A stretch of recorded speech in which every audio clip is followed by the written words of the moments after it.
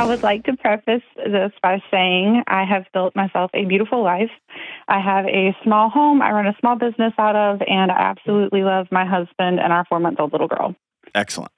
Originally, I was going to ask you like how I can reconcile the differences with where my husband and I started our relationship about 10 years ago to where we are now. But something happened this weekend that kind of changed the trajectory of my question a little bit. I've known my husband for about 10 years, and when we met, I was coping with childhood abuse, recently lost a cousin to suicide, and he was like the first person to actually hold me and let me cry. I was okay with a lot of drugs, drinking, promiscuity, stuff like that. I'm not okay with that anymore. And when you say you're okay with it, you're okay with your husband doing that, or you that's how you coped? That's how I coped. Okay, great. Okay. About 5 years ago, I lost my dad to a drug overdose. He was 54. And this weekend, I got the opportunity to be lucky enough to bring my husband home from the hospital from a drug overdose. Oh, man. So I'm wondering how I can protect myself and our 4-month-old while still offering my husband the connection he so desperately needs without enabling him. Man, there's a lot there. Thanks for calling. Yeah. No, thanks for taking my call. I never thought I would actually get to talk to you, so it's super cool. Oh, man. Let's do something kind of strange. Take me back to your original question. Tell me about the last 10 years. So we met, and I was, I guess, a little bit of a party girl, and we were okay. I was okay with us, like, drinking, having a good time. I told him previously, I'm not a stickler when it comes to like porn use and stuff like that. And the more I've learned about it, just like the neurological aspects of that kind of addiction, and just the thought that anybody that's in that environment is probably not healthy or happy themselves. They don't really want to be there. So it bothers me to know that he's watching porn. And I used to be okay with that. We used to drink kind of heavily together. And that's kind of how I coped with everything that has gone on in my life. I got a high score on the ACEs. I'm probably like a 8 out of 10. Good night. You say that like congratulations are in order. They're not, man. Okay, real quick, before we keep going, I want you to do me a huge favor, okay? How old are you now? I'm 33. 33. Did you go to like homecoming when you were in high school?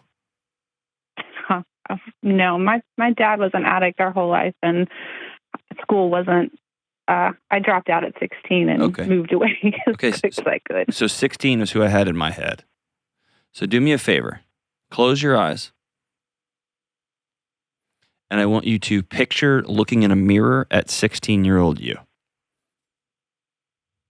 You have her? Yep. What's she look like? What color's her hair?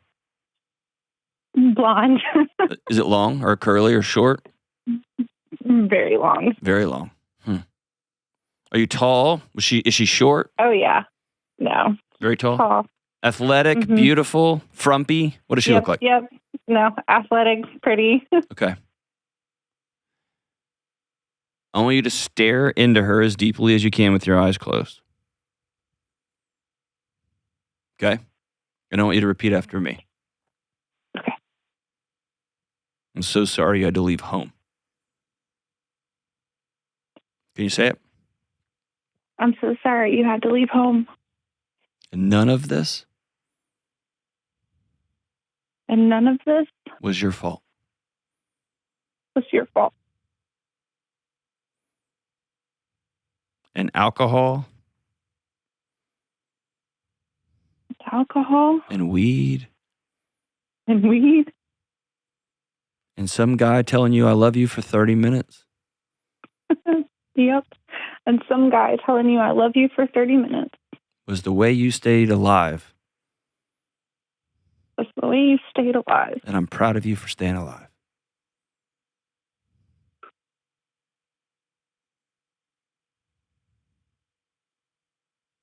And I'm proud of you for staying alive. Now your shoulders are up around your neck. I want you to pull them down. Okay? Okay. From this point forward, I don't ever want you to define yourself by what you did to survive. Because for somebody with an ACEs score of 8 out of 10, alcohol is a miracle. Crazy sex is a miracle. Weed is a miracle. Meth is a miracle. Oh, yeah. Because it makes the pain stop and it gets you through to tomorrow and then it gets you through to the next day. Yeah. Okay?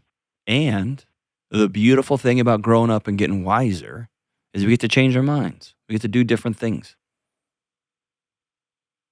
We get to demand new things of ourselves and those that we're in relationship with.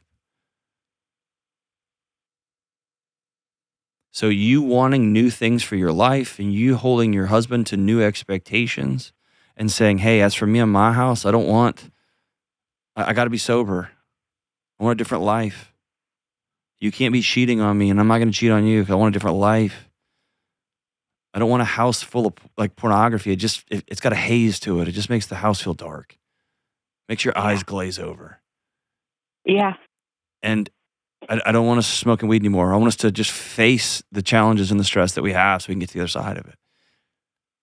That's just called growing up. It's called being wise. It's called getting healthy. And it's not something to apologize for over and over and over again, okay? Yeah. Okay. And one of the heartbreaking things about making choices is when people that you love don't. Yeah. And here's a weird path. Tell me if I'm wrong, but it's pretty common. You look back and say, I want a different life. So you drink less or you drink not at all. And you don't want to be involved in rambunctious sex stuff and you're not up for all these all-night benders or whatever. Like, I want to make some changes. And maybe you start eating healthy. Maybe you start going to the gym. Maybe you get some friends. Maybe you go to AA. Maybe you go to church. And your partner just feels the separation. Yeah. And since alcohol works, the alcohol use increases. The drug use increases. Yeah. The defaulting to sex increases. Does that sound right? It's pretty spot on. Okay, so what you've done is you've broken a sick cycle. And for now, he hasn't come with you. Yeah. And so the greatest gift you can give him is a well-anchored you. How do you do that? Well, first you got to tell that 16-year-old that your dad was sick because of some stuff that was going on with him, not her. You've been trying to fix your dad for your whole life. You even married him. Yeah. I knew you were going to say that. Right? You've been trying to fix this problem, and you have to open your hands and realize, this was never my problem. It was never something I could solve. And that's a humbling, scary, frustrating thing because you've spent 30 years of your life trying to solve it. Yeah. Your dad's drug use and his ultimate passing was never about you. It really feels like it sometimes. I know. And he probably told you it was. Well, 2 weeks before, I finally kind of like let him have it. And that was our last conversation. Mm-hmm. What'd you tell him? Well, I just let him. I just explained to him that he wasn't there for me. He wasn't there to protect me. He was the worst. He caused the most pain, and he was supposed to be the one to keep that from me. And he doesn't. His younger kids are adopted, and he didn't even know where they are. And yeah, that he was a pretty crappy dad. Okay. And then he passed away. Yeah. Alyssa, his passing was not your fault. The timing sucks. Yeah. But you telling the truth was not your fault. Okay? Okay. I hear that little baby. I love that sound. Yeah. Oh my gosh, she is amazing. Okay. And all those GPS pins with a little girl. I know. Whew, oh my goodness. Okay, so here's the deal. Your current husband's wellness journey is his. Your job right now is to keep yourself safe and whole, to protect that baby at all costs, and to walk alongside your husband as needed. But he has to do the walking in his path. What does that mean? You can't drag him to rehab. Right. You can't fall for his threats. If you do this, that's his choice he's gonna make. Okay. You can tell him, as for me and my house, after coming home, you will be in a 30-day or 60-day inpatient rehab program by the end of today or by tomorrow.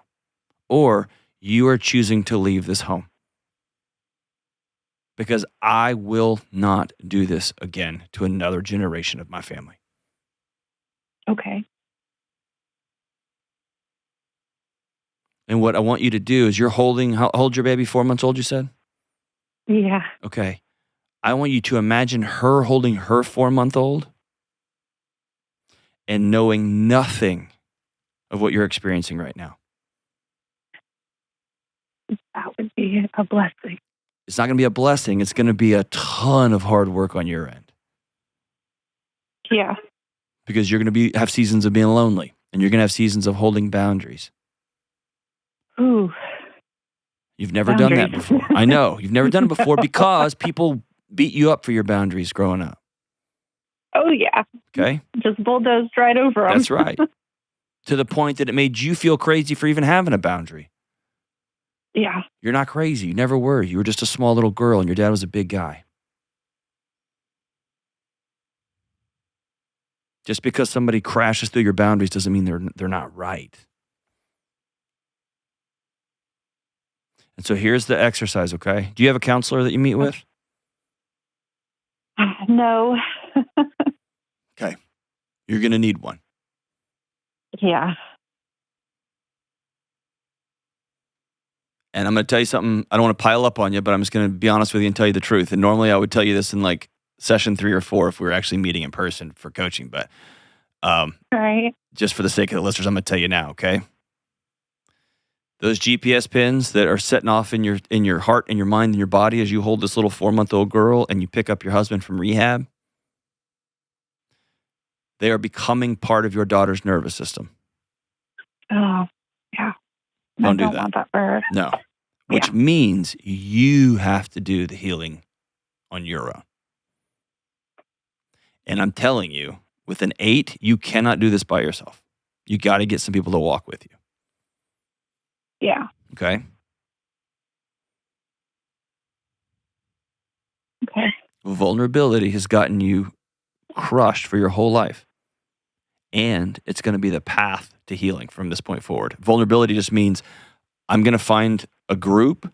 I'm going to find a small group of women. I'm going to find a counselor. I'm going to begin to say out loud the things that I've been protecting other people from my whole life. Okay. Okay? Okay. Grief demands a witness, as Kessler says. I'm going to say these things out loud in the presence of other people. And what you're going to find is they don't run. In fact, they love you more. And that's not something you can know intellectually. Your body has to feel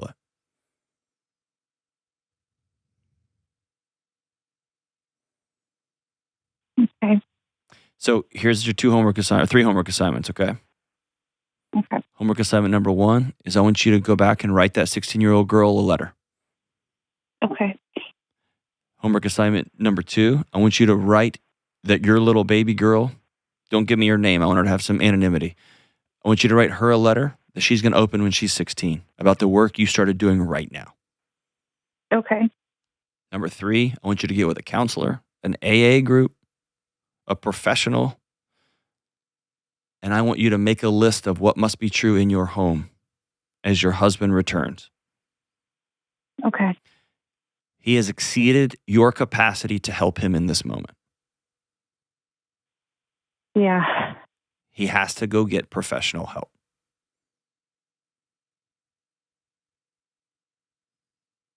Okay? That's tough. I know. Yeah. And I know it's outlandishly expensive. And I know it is, like, when it comes to who's going to pay our bills, how are we going to make this work? I'm going to have to go get a job. I was staying at home. I know, and I know, and I know. And there's not an easy path unless you're just independently a jillionaire, which you're not.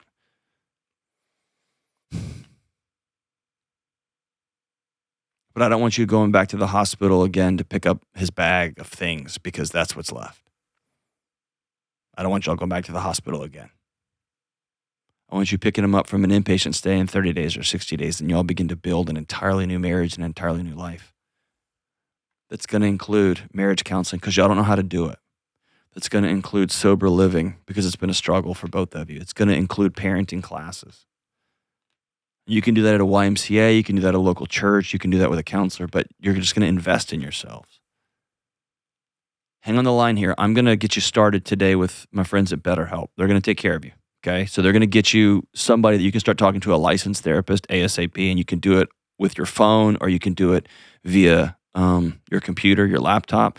And I know it's hard with a 4-month-old to find childcare and to do all that. We're going to get you going in the next 24, 48 hours. So hang on the line, and we're going to get you a code that you can get started with BetterHelp with the therapist. Okay, and they're going to help you map out a plan. What's my next move and what must be true for this man to return back to our home? And right now, what must be true is he's got to go get professional help, inpatient, out. He used so much, he almost died. That exceeds your capacity. What he needs from you now is a sturdy, planted, rooted partner so that he can rappel off the side and go get the help he needs. And no, I'm not going anywhere. And as you hold these boundaries, you got to hold space for he might look at you and say, I'm not going to do it. He's going to opt to leave. And I want you to have a community, a group of friends, a couple of women in your life, or a counselor, or somebody to call. You can process that with too.